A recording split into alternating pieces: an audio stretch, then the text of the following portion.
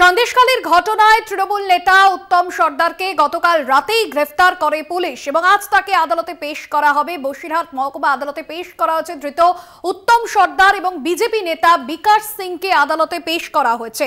সন্দেশখালীর ঘটনা ঘটেছে, সন্দেশখালীতে গত কয়েকদিন ধরে যে অগ্নিগর্ভ পরিস্থিতি তৈরি হয়েছে সেখানে জুলুমবাজির অভিযোগ সামনে এসেছে অভিযুক্ত উত্তম সর্দারের বিরুদ্ধে। পাশাপাশি ধৃত বিকাশ সিং তার বিরুদ্ধেও যে অভিযোগ সামনে আসছে, বিকাশের বিরুদ্ধে প্ররোচনার অভিযোগ সামনে আসছে।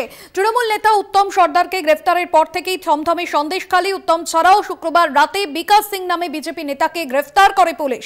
গত ৩-৪ দিন ধরে সন্দেশখালীতে যে অশান্তির ঘটনা ঘটছে তাতেই প্ররোচনা দিয়েছিলেন বিকাশ সিং, এমনটাই জানা যাচ্ছে।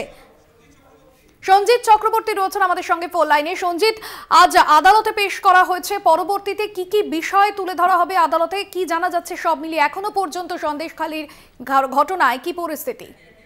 দেখো, ইতিমধ্যে সন্দেশখালী সকাল থেকে থমথমে এলাকা শুনশান রয়েছে এবং রীতিমতো 144 ধারা রয়েছে। সন্দেশখালী বিধানসভাটা পুরো ইন্টারনেট বন্ধ করে দেওয়া হয়েছে বিধানসভাটা, এবং পাশাপাশি স্থলপথে যেমন তল্লাশি চলছে এবং জলপথে চলছে।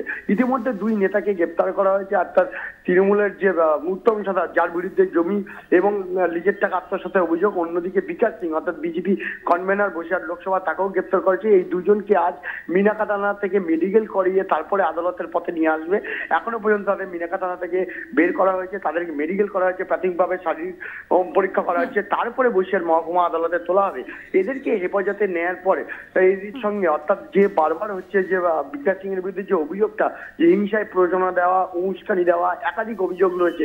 সংগঠিত করা, বেআইনি জমায়েত, মিছিলে আন্দোলনকারীদের উস্কে দেওয়া, সবটাই কিন্তু এই অভিযোগ রয়েছে বিকাশ সিং এর বিরুদ্ধে। এরাও কিন্তু বিকাশ সিং ছিল 2016 সালে প্রধানমন্ত্রী আবাস যোজনার টাকাতে সিআইডিআতে গ্রেপ্তার হয়েছিল। দল তাকে বহিষ্কার করেছিল, ফের পুনরায় তাকে দল একদমই। এবং গ্রেফতারের পর আজ সকাল থেকে থমথমে সন্দেশখালী। ধন্যবাদ জানাবো সঞ্জিত।